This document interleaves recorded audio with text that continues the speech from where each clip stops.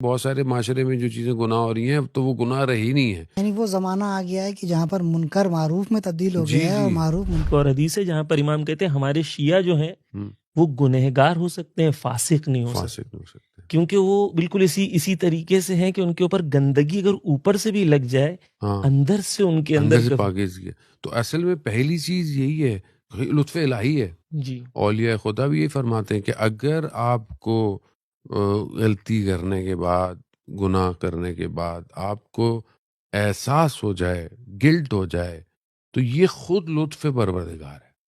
کیونکہ جس دور میں آج ہم رہ رہے ہیں، جیسے کہ آپ نے بولا مٹیریلسٹک دور ہے اور انسان اتنا بزی ہے اور پھنسا ہوا ہے، تو اس پھنسے ہوئے دور کے اندر آدمی کو تو احساس ہی نہیں ہے نا کہ وہ کر کیا رہا ہے، وہ ہو کیا رہا ہے اس کے ساتھ.